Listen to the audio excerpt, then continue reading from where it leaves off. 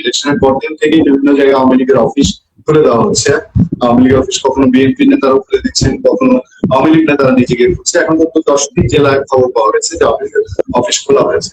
আওয়ামী লীগ সম্পর্কে আপনার অবস্থান, রাজনৈতিক চিন্তা সব মোটামুটি আপনি আপনার নিজস্ব প্ল্যাটফর্মে বলেন, আমরাও আগ্রহ নিয়ে প্রচার করি। সবশেষ কি বুঝতে পারছেন? এবং আমরা দেখলাম যে গতকাল এনসিপি নাহিদ ইসলাম খুব টেনশন নিয়ে উদ্বিগ্নতার সাথেই তিনি প্রেস কনফারেন্স করলেন, বলছেন যে আওয়ামী লীগ অফিস এভাবে করে দেওয়া হলে প্রশাসনকে মোকাবেলা করতে সেই ইউনিট সরকারের মতো ইউনিট সরকার যা করেছে তারা সেটাই প্রত্যাশা করছে বিএনপি সরকারের কাছে। আর না হলে তারা জনতা নিয়ে এটার প্রতিরোধ করবে। কোন দিকে যাবে এই এনসিপির প্রতি প্রত্যাশা অনুযায়ী? বিএনপিও কি ডক্টর ইউনূসের পথে হাঁটবে, নাকি আওয়ামী লীগের দরজা উন্মুক্ত হবে তাতে করে এনসিপির আরো গলা শুকানোর অবস্থা তৈরি হবে? তারেক রহমান। জি, অনেক ধন্যবাদ। আপনাদেরকে বলি, বাংলাদেশের জনগণ যে মানুষগুলোকে সংসদে দেখতে চায় তাদেরকে নির্বাচন প্রক্রিয়া থেকে বাইরে রেখে, যারা দেশকে চায়নি, দেশের বিরুদ্ধে যুদ্ধ করছে, দেশের নারীদেরকে হত্যা করছে, ধর্ষণ করেছে, তারা সংসদে গেল। কিন্তু আওয়ামী লীগের একটা বড় স্টেক হোল্ডার আছে, তারা কেউ পার্লামেন্টে গেল না। এই যে তাদের অনুপস্থিতিতে অন্য একটা রাজনৈতিক প্রক্রিয়া যারা বাংলাদেশ চায়নি তারা পার্লামেন্টে ঢুকছে, সেটা গোলাম আজমের উত্তরসূরিরা, নিজামের উত্তরসূরিরা ঢুকছে, বুক ফুলিয়ে চলছে। এটা কি দেশের জন্য খুব ভালো? এটাই আমার জিজ্ঞাসা।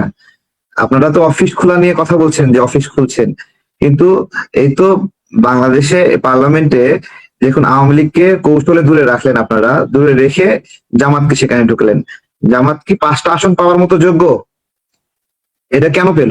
আওয়ামী লীগ না থাকার কারণে পাইলো।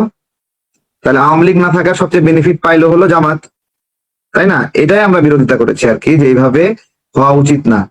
এবং সেটা হলো আওয়ামী লীগের অফিসগুলো যে খুলে দিচ্ছে, সেই বিষয়ে আমাদের স্পষ্ট কথা আমরা বলেছি যে আমরা এটা দেখে আনন্দিত, ভালো। এটা আরো আগে, নির্বাচনের আরো আগেই খোলা উচিত ছিল এবং তারা নির্বাচনে অংশগ্রহণ করা উচিত ছিল, এটা আমার পারসেপশন। এবং যখন কেউ বলেনি তখন থেকে আমরা বলছি এটা আমরা চাই। বাংলাদেশের রাজনীতিতে জামাতের রাজনীতি প্রাসঙ্গিক হবে, আওয়ামী লীগ অপ্রাসঙ্গিক হয়ে যাবে। হ্যাঁ, যারা জামাতের চেয়ে বড় অপরাধী কেউ আছে নাকি বাংলাদেশে? জানতে চাচ্ছি, তাদের চেয়ে কোনো বড় অপরাধী আছে? তারা অনেকগুলো নামাজ পড়লে কি সব মাফ হয়ে যাবে? মাথায় টুপি দিলে কি সব মাফ হয়ে যাবে? এটা তো মনে হয় গৌণ হয়ে গেছে, যেহেতু জামাত এখন আওয়ামী লীগ নাই, জামাত একটা যে কোনো ইলেকশনের মধ্যে দিয়ে জামাত এখন বিরোধী দল, সেজন্য মনে হচ্ছে যে অনেকটা গৌণ হয়ে গেল জামাতের 71কালীন ভূমিকা। গৌণ হয়ে গেছে না? এটা তো আমরা অপরাধী এই বিষয়ে। আমরা যারা এই রাজনৈতিক প্রক্রিয়ায় কথা বলার একটু চান্স পাচ্ছি, সাহস পাচ্ছি, তারা অপরাধী। যারা কথা বলতে পারছে না তারা তো পাচ্ছে না, তাদের তো কথা বলার সুযোগই নাই, কিন্তু আমরা অপরাধী আর কি। তারেক রহমান, এই যে আওয়ামী লীগের অফিস খুলে দেওয়া উচিত, ওপেন হওয়া উচিত, আপনার কি মনে হয় এটা এনসিপির জন্য কেন দুশ্চিন্তার কারণ হলো? এনসিপি একবারে প্রেস কনফারেন্স করে এটা নিয়ে ওদের তো রাজনৈতিক কোনো অস্তিত্ব নাই, ওদের তো রাজনৈতিক অস্তিত্ব নাই, ওদের তো রাজনৈতিক শিকড় নাই। ওরা তো আওয়ামী লীগকে ভেঙে বড় হতে চায়। ওদের ওদের এইম ইন লাইফ আওয়ামী লীগের সদস্যরা ওদের ওখানে যোগ করবে, ওরা শক্তিশালী হবে, এটাই তো ওদের রাজনৈতিক লক্ষ্য উদ্দেশ্য, তাই নয়? তাহলে এটা যদি হয় তাহলে ওরা তো চাইবে আওয়ামী লীগ না থাকুক। জামাত তো নিজস্ব কিছু নাই, তো জামাত তো চাইবে আওয়ামী লীগের লোকদেরকে নিয়ে শক্তিশালী হতে, তাদের এটা পলিসি। তো সেই জায়গা থেকে আওয়ামী লীগ না থাকলে ওদের জন্য সুবিধা হয়। বিএনপি তো কাউকে ভয় পায় না, আওয়ামী লীগও কাউকে ভয় পায় না, সাময়িক একটু বিপদে আছে। কিন্তু কিন্তু আমরা যে এইভাবে আওয়ামী লীগকে বিলুপ্ত করে আর জামাতকে শক্তিশালী হাতির মতো করলাম, এটার অপরাধে আমরা অপরাধী। এখন এইটা হওয়ার পেছনে তো আওয়ামী লীগের কিছু দায় আছে। আওয়ামী লীগের দায় আছে না? আওয়ামী লীগ আমাদেরকে আদর করছে নাকি? আমাকে কম মারধর করছে? আওয়ামী লীগের ভাইরা আমাকে বলে যে আপনি 32 ভাঙচুর নিয়ে ক্ষমা চাইলেন, ভালো লাগছে, ঠিক আছে। আমি তো 32 ভাঙা নিয়ে সরি ফিল করছি, যে এটা আমার ভাঙা ঠিক হয়নি, আমি অন্যায় করছি এটা, ঠিক আছে। কিন্তু আওয়ামী লীগের আমাদের ভাই বন্ধু যারা আছে, যারা আমাদের অত্যাচার করছে অনেক, তারা কি কখনো সরি ফিল করছে যে আমাকে কত অত্যাচার করছে, আমাকে কয়বার গুম করছে, কত রিমান্ডে নিচ্ছে, কত অত্যাচার করছে, আমি যে শারীরিক ভাবে এখন অসুস্থ, তারা কখনো সরি ফিল করছে? কখনো সরি? আমার 3বার ব্যবসা প্রতিষ্ঠান ভেঙে মাটির সাথে মিশাই দিছে, কখনো সরি ফিল করছে? তারা কখনো সরি ফিল করেনি, ঠিক আছে। এবার এখনো সরি ফিল করতেছে না। এবং যারা এই অপরাধী তাদের সরি ফিল না করার কারণে অন্য যারা নির্দোষ আওয়ামী লীগ তারা ভুক্তভোগী। আজকে যে মানুষগুলো দেশে আছে আওয়ামী লীগের, তারা তো অপরাধী হলে, অন্যায়ের পাহাড় জমাইলে, টাকার পাহাড় জমাইলে দেশে চলে যেত। দেশে পড়ে রয়েছে কেন? কারণ দেশে সে গরিব, সে অন্যায় করেনি তাই দেশে পড়ে তার তার তো যাওয়ার প্রয়োজন নাই, কিন্তু তাদের যারা অন্যায় করছে তাদের কারণে তো আওয়ামী লীগের এই মানুষগুলো ক্ষতিগ্রস্ত। আজকে নেমে পড়ো, স্লোগান দাও বলতেছে, আহ্বান, সবাই প্রতিরোধ করো বলতেছে। যে মানুষ ডাক দিচ্ছে প্রতিরোধ করার, তাকেও তো রাজপথে আসতে হবে, সেও আসুক। সে তো নিজেকে আরাম রেখে অন্যদেরকে বিপদে ফেলছে। সময় লাগবে, আওয়ামী লীগের জন্য অনেকটা সময় লাগবে। আমরা কথা বলছি, আমাদের উপর ঝুঁকি কম সেজন্য কথা বলছি। আওয়ামী লীগ একটু নীরবে থাকুক, কিন্তু এটা আমরা আমরা বেসিক্যালি এই এই রাজনৈতিক প্রক্রিয়ায় দেশের ক্ষতি হলো। বাংলাদেশের সবচেয়ে বড় একটা স্টেক হোল্ডার তারা পুরা পার্লামেন্টের অনুপস্থিত, এবং বাংলাদেশ বিরোধী একটা শক্তি পার্লামেন্টে ভালো একটা সংখ্যা নিয়ে সেখানে ঢুকে পড়লো। এটা দুঃখের জায়গা আর কি। আপনার জামাতে ইসলামী এবং এনসিপির ভবিষ্যৎ সম্পর্কে আপনার ধারণা কি? আপনার অভিজ্ঞতা কি? ভবিষ্যৎ কি, আপনার কালকে আওয়ামী লীগ পুনর্বাসন হয়ে গেলে পরশুদিন আওয়ামী লীগ আপনার হলো ফাংশন করবে মাঠে, তখন তো জামাত এনসিপি দের কোনো বেল নাই। ওই দেখলাম আজকে এনসিপির একটা অফিসকে ওই ডালপুরির দোকান বানাইছে, ইফতার বিক্রি করতেছে, বুঝছেন? মানে এই দোকান মালিক সেই দোকান নিয়ে নিয়ে উপরে এনসিপি লেখাই আছে, কিন্তু পুরিওয়ালাকে ভাড়া দিয়ে দিতে। তো এটা হলো এদের, জাস্ট এইটুকু চাপ সহ্য করতে পারলো না। আমরা এই গণঅভ্যুত্থানের পরে আমাদের উপর কত কত জুলুম করছে ডক্টর ইউনূস, কত কত ধরনের জুলুম করছে। একটা রাষ্ট্রীয় প্রোগ্রামে আমাদেরকে অ্যাক্সেস দেয়নি, এনসিপি অপছন্দ করে বলে। আমরা প্রথম থেকেই সবগুলো প্রোগ্রামে ছিলাম, শেষের দিকে গিয়ে সব জায়গা থেকে আমাদেরকে ব্লক করে দিচ্ছিল, যে আমরা গেলে কোথা দিয়ে কথা বলি, একটু অন্যায় ধরি, ভুল ধরি, সহ্য করতে পারে না। এর মধ্যে দিয়ে আমরা টিকে ছিলাম, এবং এই গণঅভ্যুত্থানের কোনো বেনিফিট আমরা নেইনি, এবং বিএনপি সরকার ক্ষমতায় আসছে, এখনো কোনো বেনিফিট আমরা নেব না। আমাদের পথ চলাটা এরকম, তারপর আমরা টিকে আছি, সামনে আমরা টিকে থাকবো। কিন্তু কিন্তু এনসিপি এই যে এত টাকা পয়সা নিয়ে আয় উপায় করে, ওরা কেন বিলুপ্ত হওয়ার পথে এখন, সেটাই জিজ্ঞেস করছি। আপনি কি সত্যি মনে করছেন যে এনসিপি এখন বিলুপ্তির পথে হাঁটছে? বিলুপ্ত হবে না। এই যে আওয়ামী লীগের অফিস গুলো খুললে, এগুলোর কোনো রাজনীতিতে, রাজনীতি এটা থাকে প্রাসঙ্গিকতা দিয়ে ভাইয়া, প্রাসঙ্গিকতা, যার প্রাসঙ্গিকতা শেষ হয় তার রাজনীতি শেষ হয়ে যায়। হ্যাঁ, এবং ওরা তো রাজাকারদের পক্ষে নিছে, রাজাকাররা নিজেরাই প্রাসঙ্গিক না। আওয়ামী লীগ আসলে তাদের পক্ষ নিয়ে তারা আবার কতটুকু প্রাসঙ্গিক হবে? আওয়ামী লীগের তো কিছু অফিস এই এনসিপি নতুন দল যখন রেজিস্টার্ড না, তার সারা দেশেও মনোনয়ন দেওয়ার কোনো ক্ষমতা দেখিনি আমরা। তারপরে তো আওয়ামী লীগের অফিস সুযোগ পেয়ে তারাও দখল করার চেষ্টা করেছে একসময়। সেটার কি না, আমি আপনাকে আরো ক্লিয়ারলি বলি। প্রথমত, আওয়ামী লীগ আগামী 2-3 বছর কোনো ভায়োলেন্সে যাবে না, প্রতিরোধ রাজনীতিতে যাবে না। আমার কাছে যতটুকু ইনফরমেশন আছে, প্রতিরোধ রাজনীতিতে যারা যাবে না, তারা সিম্পলি শান্তিপূর্ণভাবে জনগণের দাবি দাওয়া নিয়ে কাজ করতে চায়, এবং এটা তাদের একমাত্র পথ। তারা যদি মানে ব্যাকে ফিরতে চায়, জ্বালাও পোড়াও করে ব্যাকে ফিরতে পারবে না। শান্তিপূর্ণভাবে স্বাভাবিক রাজনৈতিক দল হিসেবে ফাংশন করতে হবে। কারণ যতটুকু ক্ষতি আওয়ামী লীগের হয়েছে, এই জন্য আমরা দায়ী না, এটা আওয়ামী লীগ দায়ী। আওয়ামী লীগের ক্ষতির জন্য কি আমরা দায়ী নাকি আওয়ামী লীগ দায়ী? জাস্ট বলেন, তাই না? তো এটা তো আওয়ামী লীগ নিজে দায়ী, তাহলে আওয়ামী লীগ নিজে দায়ী তার ক্ষতির জন্য। তো সেই ক্ষতি থেকে রিস্টোর করার জন্য তাদেরকে এখন বিভিন্ন দাবি দাওয়া বা আন্দোলন সংগ্রাম পজিটিভলি, আপনার হলো বুদ্ধিভিত্তিক রাজনীতি, সেগুলোর মাধ্যমে কাজ করা এখন জরুরি। এবং এটা বাংলাদেশে এই রাজনীতিটা খুবই জরুরি। আমাদের সাংস্কৃতিক অস্তিত্ব হলো আওয়ামী লীগ, সাংস্কৃতিক অস্তিত্ব হলো বিএনপি। এটা বুঝতে হবে। আওয়ামী লীগ বিএনপি একই মুদ্রার এপিটোপিট বলে না? হ্যাঁ, বাংলাদেশের মালিক তারা একই মুদ্রার এপিটোপিট, এবং তারা একটার উপরে পরিপূরক, তারা স্বাধীনতার উত্তরসূরি। তারা এটাকে নেগেটিভলি যারা বলে, তারা জামাত শিবির রাজাকার।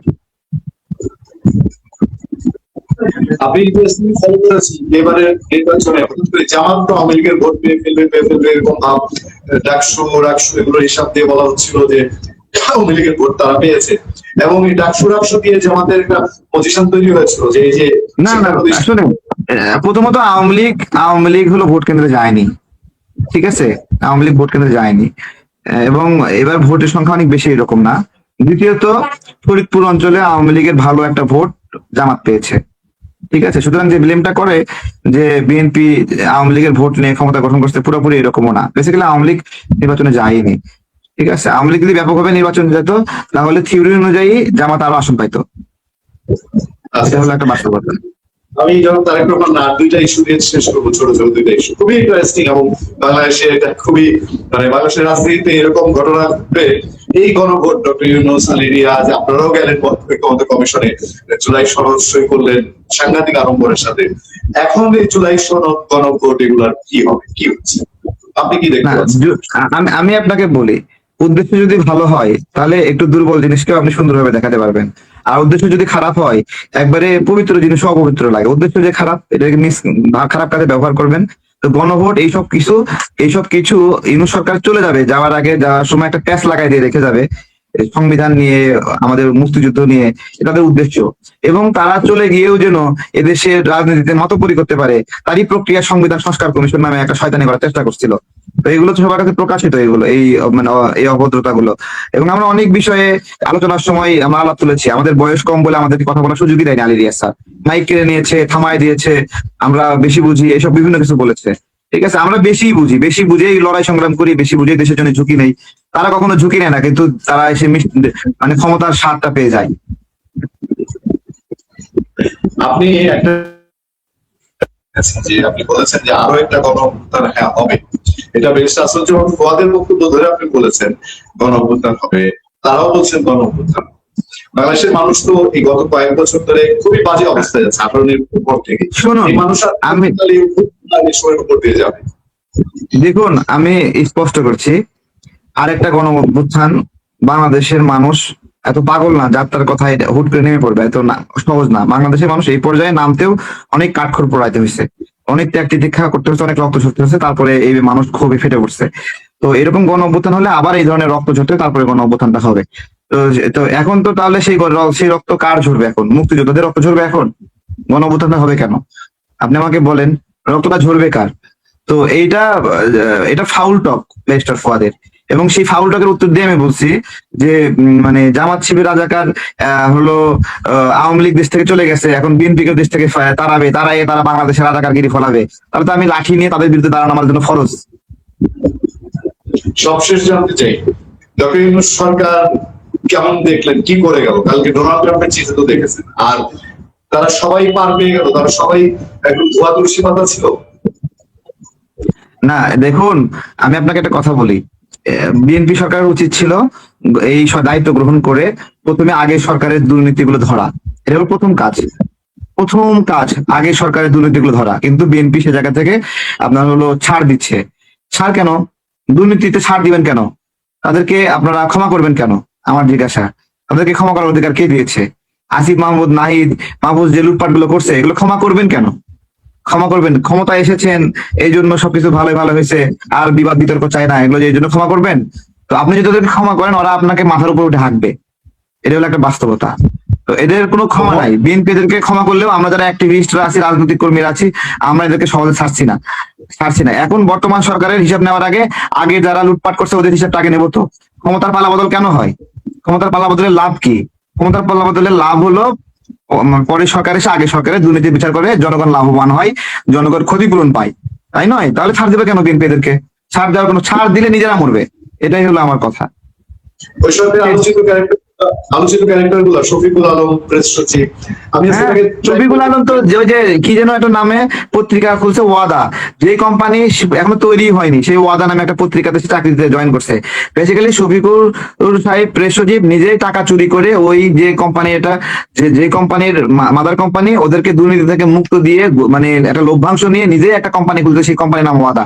এই কোম্পানির অস্তিত্ব নাই। এই কোম্পানির নাম একবার শুনি পাকিস্তানের, আবার একবার শুনি সিঙ্গাপুরের। বেসিক্যালি এটা হলো শফিকুল সাহেবের। ঠিক আছে, এরা প্রত্যেকে এক একটা কালপিট এবং চোর। এরা দেশে থাকুক, এদেরকে আমরা খুঁজে দুর্নীতিগুলো বের করবো, একটু সময় নেবে, আপনারা দেখেন। অনেক ধন্যবাদ জনাব তারেক রহমান, আপনার সময় দেওয়ার জন্য। ভালো থাকবেন, সুস্থ থাকবেন, আপনার সফলতা কামনা করি। Thank you very much.